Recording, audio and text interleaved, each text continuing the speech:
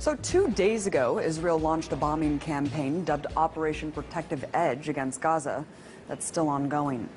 But despite the horrors on the ground, the mainstream media seems to only be telling one side of the story. Take a look at this. From the Wall Street Journal, Israeli air defense intercepts more rockets as fighting continues. And the LA Times goes on to declare that Palestinian rockets reach farther into Israel. And lastly, the New York Times makes it seem like there's an equal playing field by stating Israel and Hamas simply exchange fire. Well, I guess I really can't expect more from a media apparatus that essentially works as stenographers for the U.S. government. Let's take a listen to what the issue is being framed by the White House. We strongly condemn the continuing rocket fire into Israel and the deliberate targeting of civilians by terrorist organizations in Gaza. No country can accept rocket fire aimed at civilians, and we support Israel's right to defend itself against these vicious attacks. At the same time, we appreciate the call that Prime Minister Netanyahu himself has made publicly to act responsibly.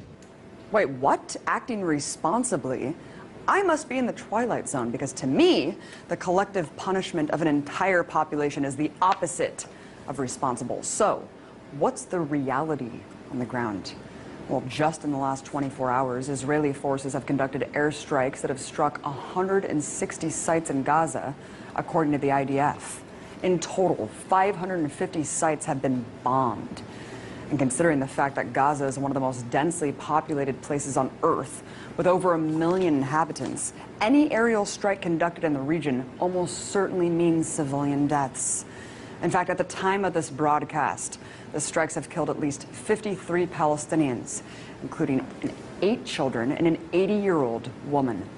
According to the Palestinian Minister of Public Works and Housing, at least 50 homes have been destroyed so far and 1,700 damaged. So when the IDF talks about hitting, quote, Hamas targets, remember that Hamas is the democratically elected leadership of Gaza, which could mean any government building or social services for Palestinians. So while the U.S. government can go on and on about Israel's right to defend itself, take heed of the increasing death toll in Gaza and the fact that no Israelis have yet died as a result of Hamas rockets. Look, I denounce deadly force on both sides. But it's important to not frame this as a cycle of violence that's equal. One is the colonizer-oppressor, the other, the colonized oppressed. As IDF General's son Eng.Khaled said just yesterday on the show, there are 2 choices for Palestinians in occupied territories: to completely surrender or resist. And resistance is what we're seeing now.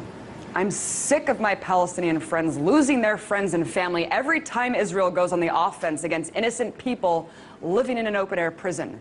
So if demolishing homes, conducting mass arrests, and bombing civilians is, quote, responsible, I shudder to think how many people have to die in order to define irresponsible.